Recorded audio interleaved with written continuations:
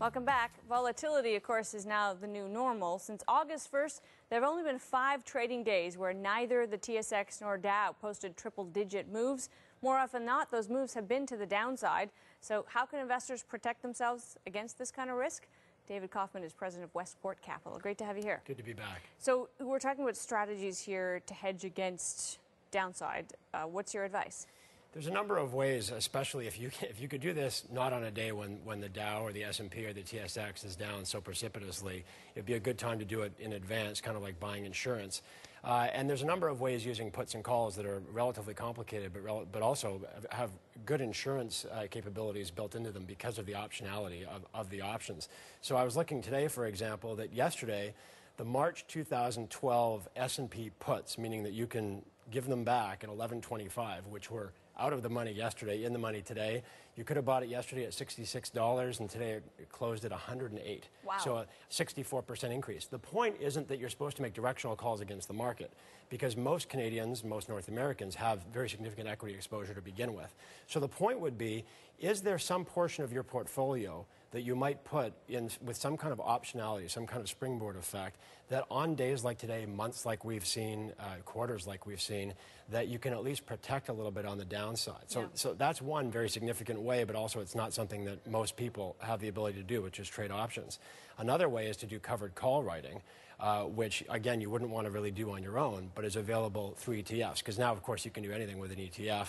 And so you have the HEX in a Horizons product, for example, where you can collect extra premiums along the way, but it doesn't do a lot in a terrible bear market like the one which we appear to be currently experiencing. Yeah. But it does cushion the blow for a lot of people and enhance yield, which Kevin must love. Let me ask you about a different sector of the financial services industry that has performed very poorly when they should be performing very well. That's the hedge fund managers. August was one of the worst months I've ever seen. Fund flows are disastrous, leaving, and yet these are the people that should be absolutely stellar right now, with the theory that they're short the market at the right time to be short, which is now. Why isn't it working? That's a good question. I mean, as the 20th of September came around, which is about the time that you get the August results, and I expected certain things from certain funds. I expected the long vol funds to give me a return, to protect me in the downside.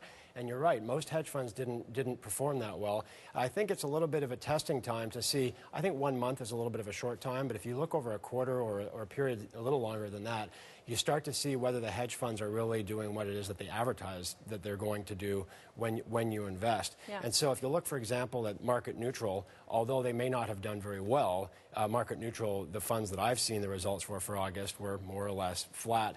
Managed futures, if you look at a July-August period, managed futures were up, which is not a surprise because they tend to be either negatively or uncorrelated to the markets at large. But I have to agree with Kevin that if you look at the 130-30s, it seems that they're taking sort of what I would call double alpha bets. They're trying to make money on the longs and the shorts, and it's very possible to get that wrong, especially in a concentrated portfolio. I want to show a chart here, which is a way to play volatility. You've talked in the past about the HEX, which is a Horizon product. This is a different Horizon product, the HVU, which is based on the VIX. This is a way to play volatility. So we've reversed those, actually. The line in the bottom, the orange line, is the S&P. We wish that the blue line was the S&P. The blue line there, the one that's gone up, is this play on volatility. So that would have been a fairly good investment.